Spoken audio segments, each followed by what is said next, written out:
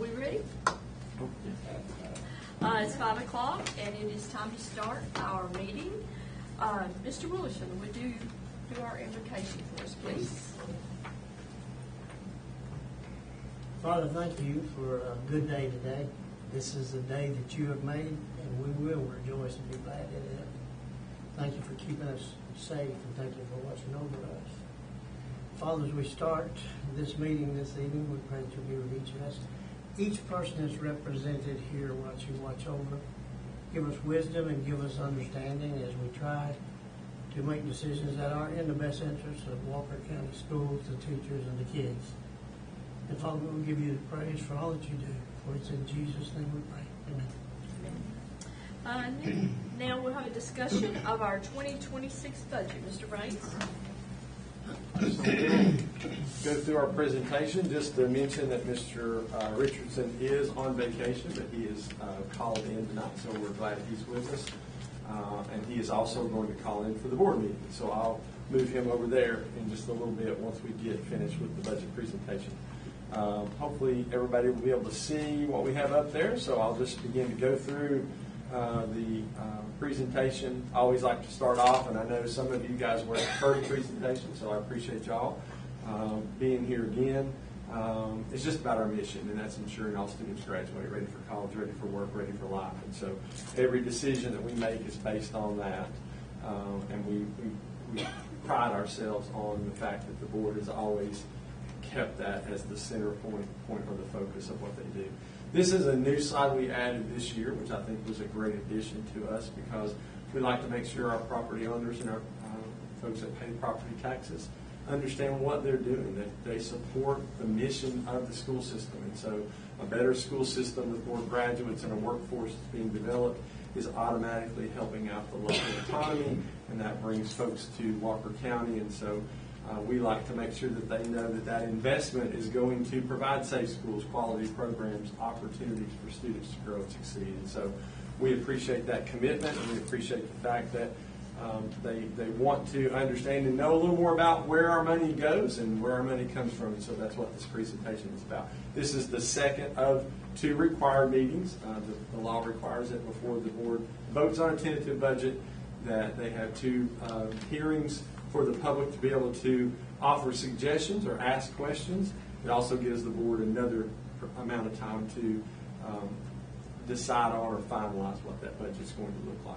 Revenue sources for us come from a variety of areas. Local funding includes property taxes, other local resources, which are real estate transfers, TABT on vehicles, interest, and then of course our SPLOST pennies that come in. We also get state funding from QBE, and that's the Quality Basic Education, and we'll talk a little more about that in just a second. Categorical grants, and then our equalization, which we'll try to give a better explanation for as well. And then federal funding, and there's a lot of titles there, but the majority of ours are Title I and probably 6B, but those are all very restrictive and therefore very specific purposes. You can lose those funds, and so we try to work within the confines of that. And then our SPLOST funds, which is our Education Special Purpose Local Option Sales Tax. It kind of helps us fill in the funding gaps without having to raise property taxes. And it's been well received since 1997. We're in our 7th iteration, is that correct? This is coming up on eSPLOST 7. And so we definitely are thankful that the voting public continues to support that. That's a 1-cent sales tax approved by the voters in the general referendum. It spreads that that tax burden to shoppers that come through. And so I mentioned in our presentation last Tuesday, we don't have an exact number, but I know that economic development feels like we're somewhere between 30 and 35% of all pennies that are being spent in Walker County are from non-residents, folks that are passing through. And the Chamber of Commerce did a really good job several years ago getting into what they call Walker Rocks, where they promoted tourism. And so that promotion of tourism is actually bringing a lot of folks into our area. A lot of folks don't realize Rock City is in our county. And so Macklemore, some of the different developments, so that definitely helps. And those dollars offset some of the things that we would typically use for or out of our general budget and our operational budget. And so anytime we can offset that with these plus funds, we like to do that. It can only be used for capital projects, construction, are projects that are mentioned in the referendum. Okay, so if it's not in the referendum, you can't spend East Plus pennies on it. You can't also use that money to offset costs of people, salaries, benefits, things like that. Those have to be kept separately. And typically we call that buildings, bonds, books, buses, bits and bytes. So those are the things that are easily qualified under the referendum, always mentioned, but also are a good use of those funds. The question was asked about tax abatements, and the Board of Education does not do anything with tax abatements. That's typically county government or the municipalities, economic development, top of Georgia, those folks, when they're courting these companies to come in. Our typical involvement is when they call us and they ask two questions. What's your graduation rate, and how are you building and maintaining a job force, a workforce for companies around you? And so we talk to them about what we're doing through dual enrollment and through AP and honors and through some of the things that we're doing with internships and work-based learning. This is something where they don't have to pay property taxes, but it does bring in or bolster up those East Plus pennies that are being spent because they're bringing folks to our area, whether that's new families or customers, whatever that ends up being. There was a question about, are we involved in some of those planning? And that was at the Tuesday night meeting. And we are on a limited basis.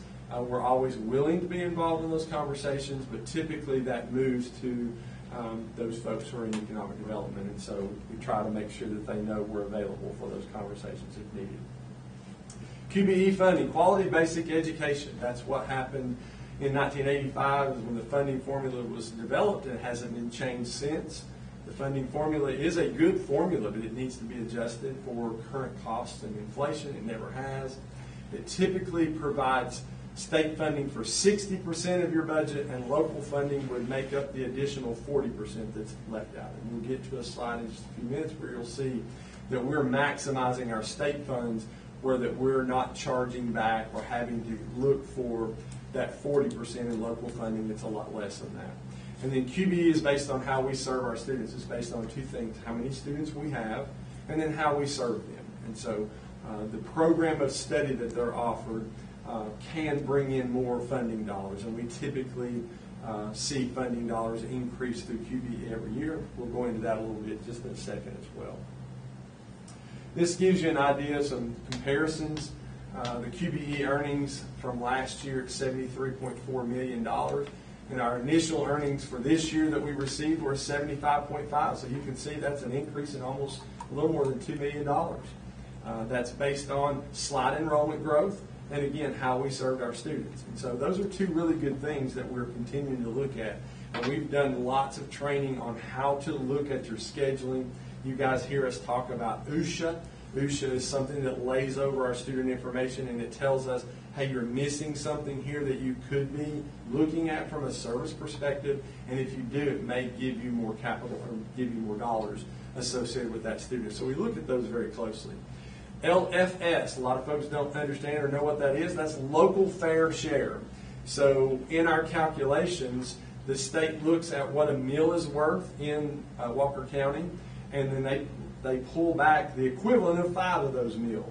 Those go back to, they don't go back, they stay with the state, and then at that point, that money is then redistributed to districts on what's called equalization, or trying to equal the playing field.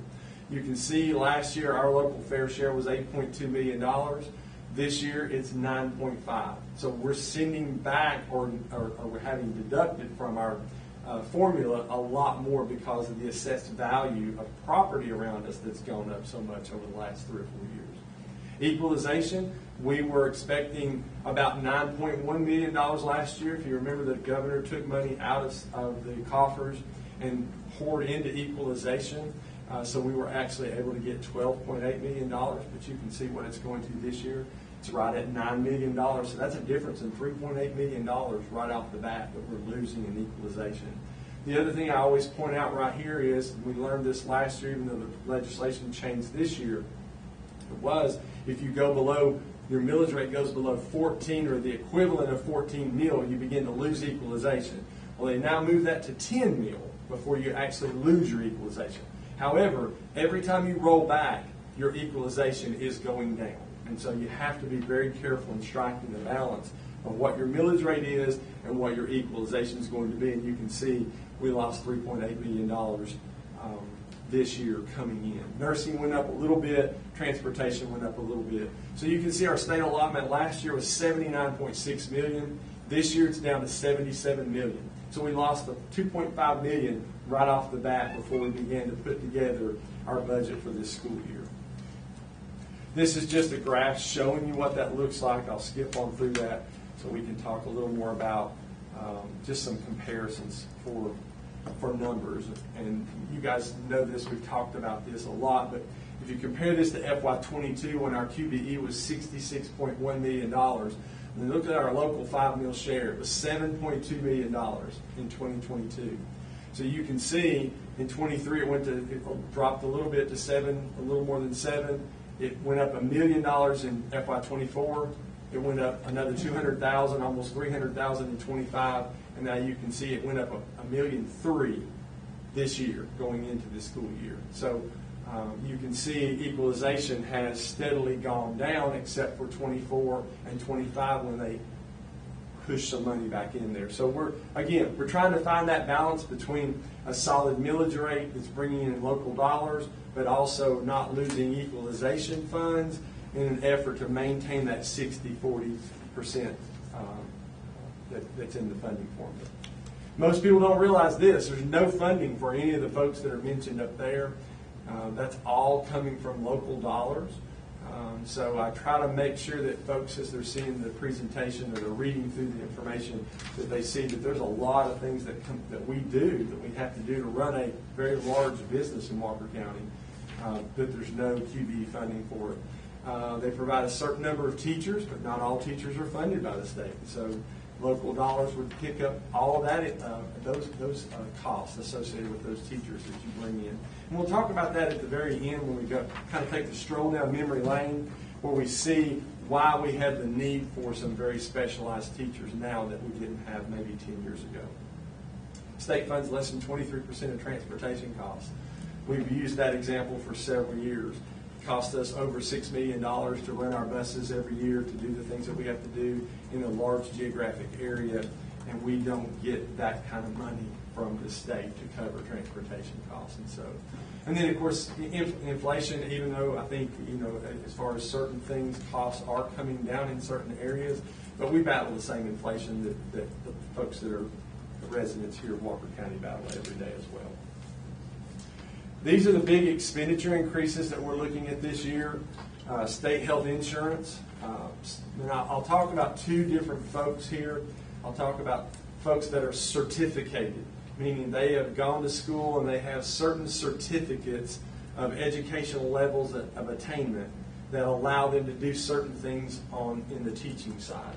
Then I have a non-certificated, which means they don't have a certificate, so they're working in some of our operational or service portions of our employment. First, I'm going to talk about the certificated. You can see the 7% increase for our certificated employees. So their number goes from $21,120 to provide them with insurance. It doesn't pay their premium. They pay their premium. It's going to $22,620 per year per employee that takes our insurance.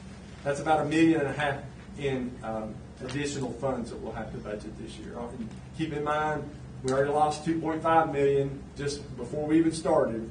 Now we're already inheriting a $1.5 million increase just for the certificated folks.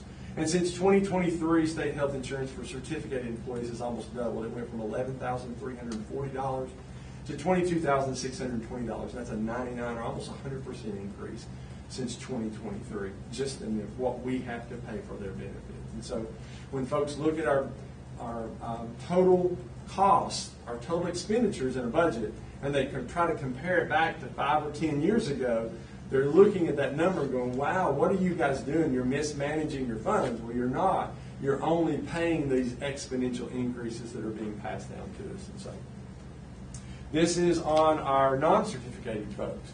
So those employees that we're seeing an increase in 30% this year. So they're going from $17,420 up to the $22,620 that the certificated folks are getting charged now. So for us, that's $3.2 million additionally just for that group of folks. So that's a huge increase for us going into this year. This is, if you remember the young lady that previously owned a staffing agency and she wasn't passing out business cards, she just made the point that she was in that line of work. She said, I understand why a lot of folks in education now are beginning to subcontract that work out for their non-certificated folks. So we use the example of bus drivers. So we could do that for the bus drivers. We could go to First Student, or we could go to another company and say, we'd like you to take over all of our routes in Washington County for us. The first thing they do is they buy all of our school buses at a lower price. And then the contract for that year is pretty fair. The second year, when you have no buses, then the contract exponentially goes up, and then you're stuck because you don't have a way to provide transportation. So that's one that we've looked at, but we've never found a way to make that work. Custodians, school food service, paraprofessionals, we've tried subcontracting those out. It's harder and harder to do. So a couple of things have to change. One, the most beneficial, in my opinion, would be the legislature figures out how to lower the cost of insurance for state employees. That's the first thing.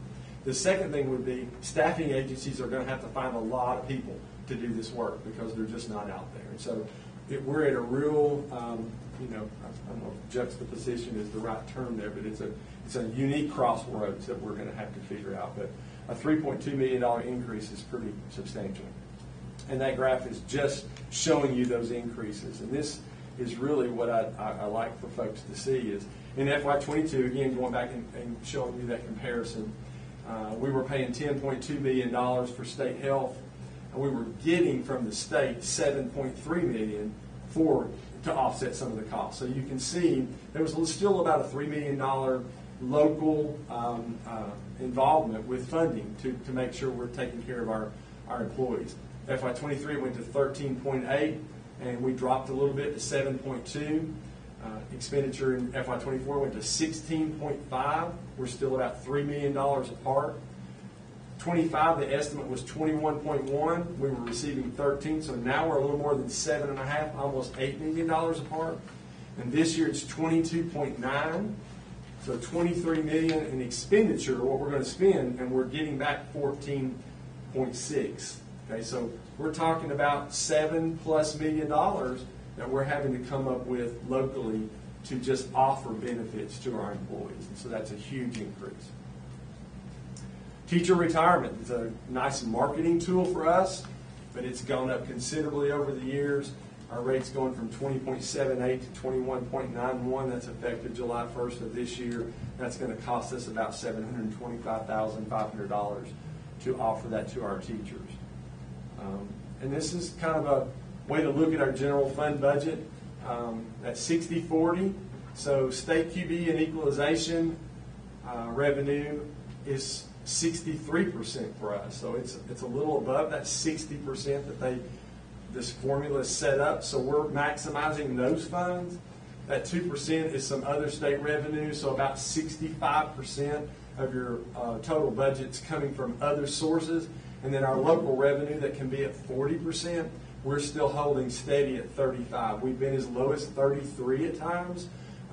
This year, it's crept up just a little bit, but we're still sitting at 35%. So I still love the fact that we're maximizing that formula and not passing that along to the local property owner. So local revenue at 42.2 million, state sources at 77 million. Those other sources were 2.2 for a total revenue projected at $121.6 million as we go into next year. This one I made my Pac-Man joke, and so Miss Angela took care of my yellow color in there and made him look like Pac-Man, so I appreciate that. The goal there was just to show folks that 65% of our budget of what we're spending goes back into instruction. And so that's where we feel like that's important, that our core business is educating children, educating students. So the lion's share of our dollars are going right back into the schools to make sure that our students are being taken care of. And when you look at the total expenditure budget for the year, the yellow portion represents 88% of our total budget. That's $115.2 million is all wrapped up in the people that operate what's going on in our facilities every day across the district. And then that 12%, that small slice, is our operating expenses, and that's $15.8 million. And I always try to point out that electricity, fuel, some of those things that are set pricing, we don't control those. Those are variables that are out there, but we have to budget to make sure that we can get through and pay the bills. And so some of those bills are just like folks at home. You know, my electric bill shows up, I have to pay it. If not, it gets really dark quickly. So we have to make sure that we have funds available to take care of that. But when you look at it from that perspective, you can see the largest portion of our budget is made up of salaries and benefits. So the total budget for 25-26 represents $121.6 million in revenue.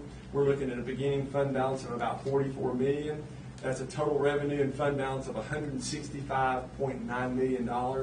We're estimating our expenditure budget at $131.1 million, which will leave us an ending fund balance at the end of next year projected at $34.7 million for a total budget of $165,925,463.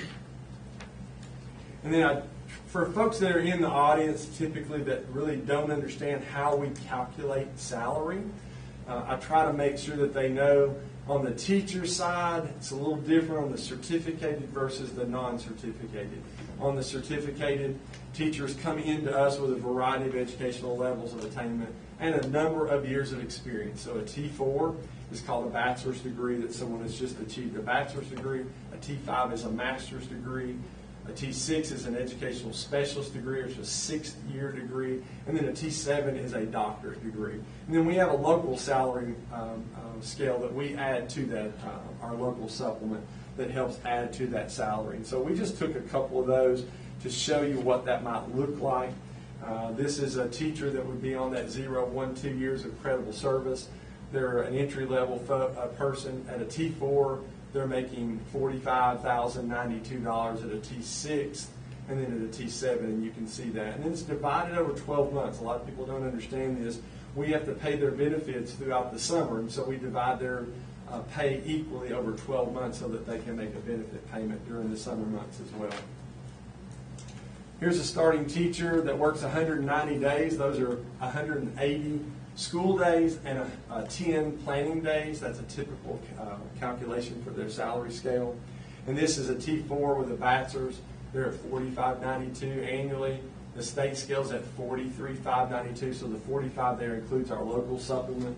And they would be making $37.57, $67 per month for 12 months. And then you see what a doctorate makes. And we're showing you that because that's if they only work 190 days. We have teachers that work more than those days, and so there's a different calculation for them. If you're on extended day, so this is a T6, that was that educational specialist. They have 10 years experience and they're working 200 days. For whatever reason, their job description allows them to work more than those 190 days. So you take their salary, which is $67, divided by 190 days, that gives you a daily rate. Then you take that daily rate and you multiply it times the number of days that they actually work. And that's why their salary is actually a little more inflated than on that normal teacher scale. Same specialist degree, working 241 days. You get the same daily rate, you just multiply by 241 days. They're working more days, so they're getting paid more. So you have to figure out what their daily rate is, and then you pay them based on that. And then I just like to stroll down memory lane because I think it's good for us to all remember, because we all have good and bad memories when we stroll down that lane. A brand new teacher in 2012-2013, which was my first year, started out at $32,974.57. We had them on a 182-day schedule at that point, and they cost the system $181 a day. Health insurance was $11,048 for certificated and $5,354 for non-certificated. TRS contributions for the system was at 11.41%. You remember, it's almost 22% this year. We had 1,257 students, or 14.4% were in our special needs programming. And so we were serving a lot of students where we needed those specialized teachers. And then the school system had 1,343 employees and 8,692 students. When you move on to 25-26, a brand new teacher is at $45.92, which we're thankful for that because the governor saw the benefit and he's given us multiple raises over the years, which is great. But at 190 days, that's costing the system $237.33 per day. That's a 31% increase just in the daily rate of pay. Okay, again, 88% of your pie was people. Health insurance at $22,620 for certificated and non-certificated. So that's a 105% increase for not certificated, 322% for non-certificated. There's not a small business anywhere that can handle a 322% increase in their health insurance and still stay in business. TRS has gone to 21.91 or 22%. That's a 92% increase since 2012. Based on FY25, we had 1,666 of our students, or almost 20%, are now in our SPED program. That's a 33% increase. So our school system has more employees, 1,418. They have less students at 8,379. But you can see that we've got 33% more of our students that need those specialized programming, specialized training, a specialized teacher. And so that all comes at a cost. And so that's why it's so valuable and important to capitalize on that old QBE funding formula as much as possible. And then the investment in our children, we have to be judged on something. And so in 2012, 2013, our graduation rate was 69.4. The state was at 71.8. In 2024, we were at 92.32, and the state was at 85.4. So we're tracking ahead of the state in all those categories. We could have put on there AP exams. We could put on there ACT scores and the percentage we're above the state. We could have used those critical indicators to show that that investment in our children is paying good dividends for us. And then this just shows you what that looks like from this past year. And we're hoping that we are going to see a very similar number as we go into the final part of the summer to get us our cohort cleaned up and to find out what our graduation rate's going to look like. And then we talked a little bit about this, especially if you've driven through Chattanooga. You know, there's a lot of ways that you're going around things. If you go through Atlanta, you might get rerouted multiple times because of traffic. We've been rerouted a lot. I think about the biggest reroute, in my opinion, was in 1999, COVID. What year was that? 2019, 2020. Wow, I'm trying to block it out now, right? That was a huge detour for us. But that's been a 5-year process to get back to what we would call normal. And I don't know if we'll ever get back to normal. But that was a huge exit. But we found our way back to our mission. And so that's what we continue to do every time we have something placed in front of us. We figure out how to get around it, go through it, or tunnel under it. Whatever we have to do to make progress for our students, that's what we're going to do. And a big portion of that is the school system budget. And so try to answer as many questions, especially from the board, because tonight is the night you guys will be faced with approving a tentative budget as we go into the month of July. And then, of course, in August, we'll get the tax digest and we'll begin talking about millage rates. And so that's a big thing for you guys as well. So I'll open the floor up again for especially our board members, Kevin as well, as he's online. And if you have any questions about anything specific, I'll be happy to try to answer that. Angela and Rachel are both here. They can help answer those questions. And then if you guys have no questions, I'll open it up to the audience to see if anybody on the audience has a question. Dr. Wilson? Yes, sir. If the local doesn't make up that difference as far as expenditures are concerned, where do we get, where's that money coming from? Well, Dr. Wilson, that's a great question.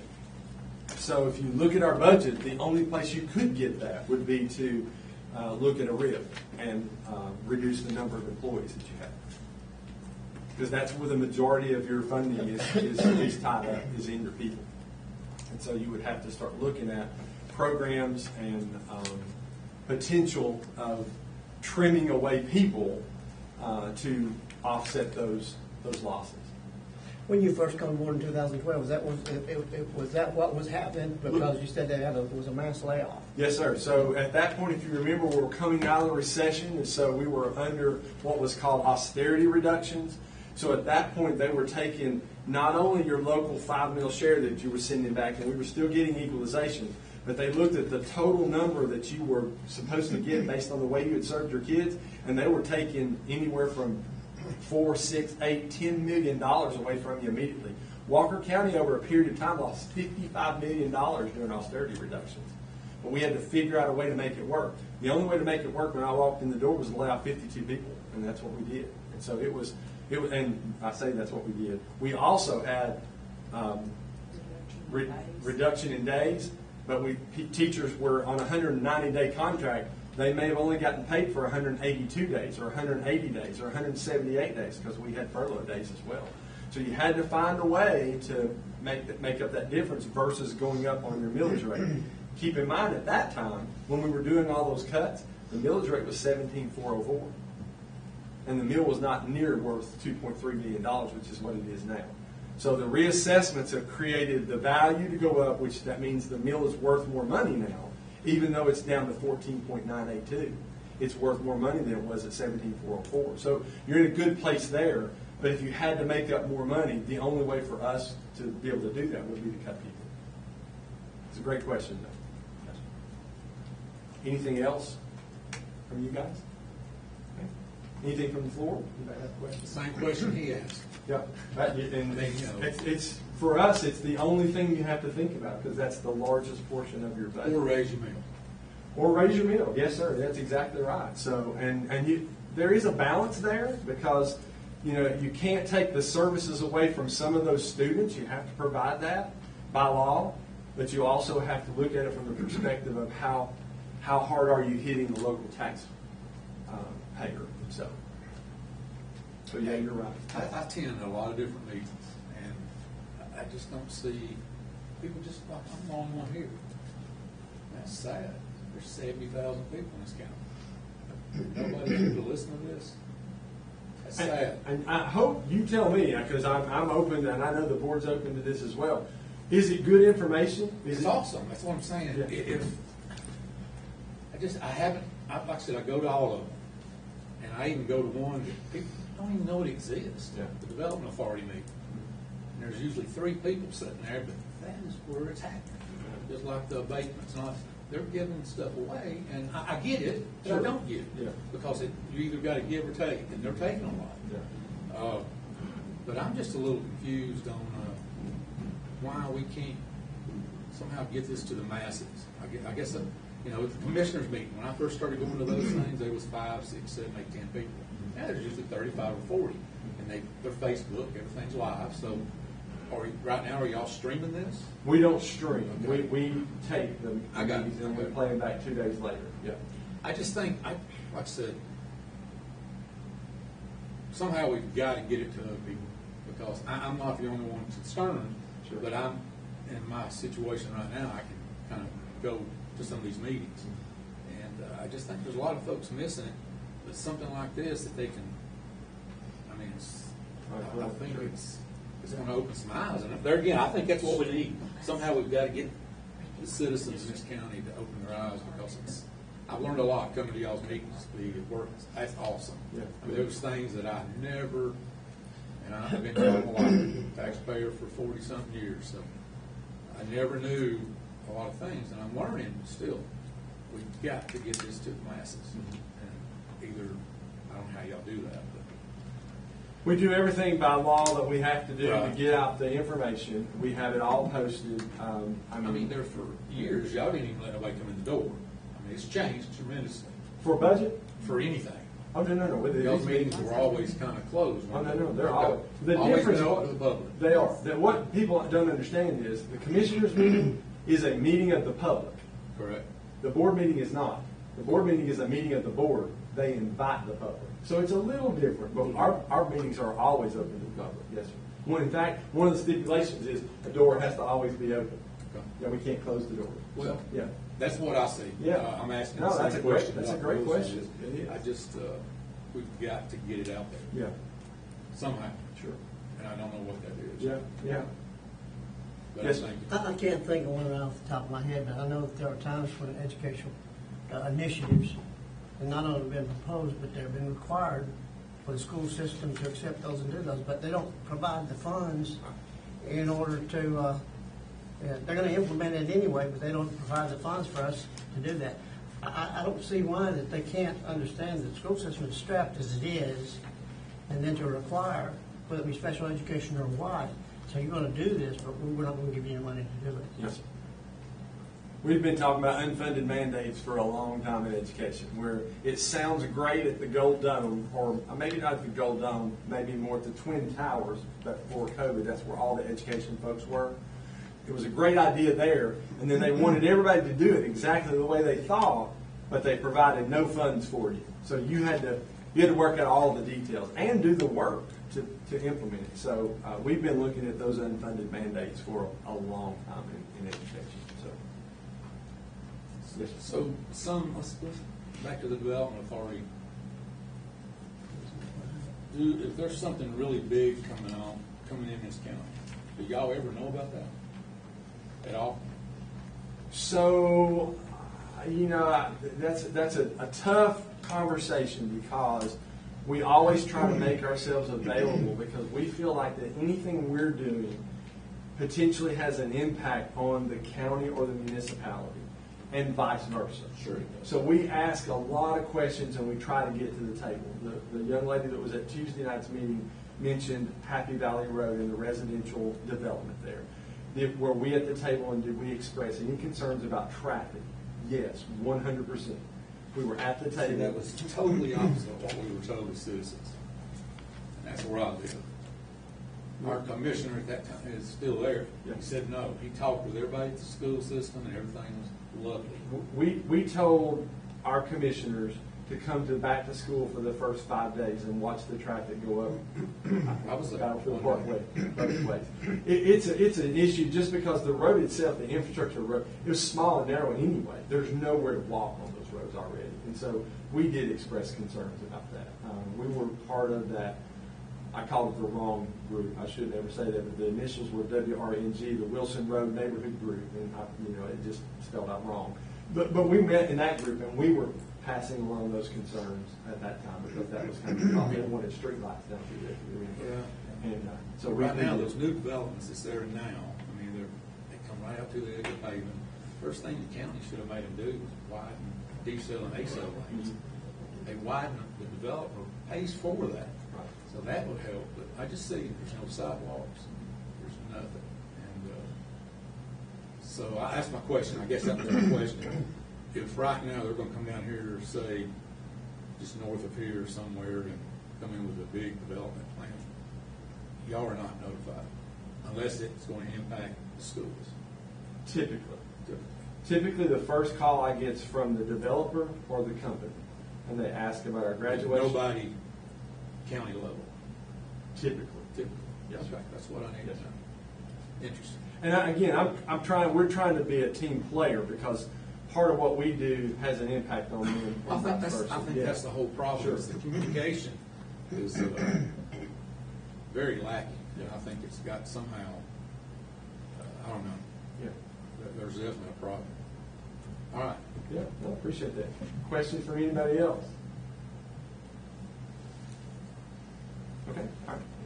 Kevin, do you mind if I I'm going to cut you off for this meeting unless you have a question, and then No, I'm good, and I'll join back in the next one. Yes, sir. Perfect. Thank you, Kevin. Yes, sir. Thank you. Okay, if there are no questions, then we need a motion to adjourn. A second? All those in favor? We're adjourned until 6 o'clock.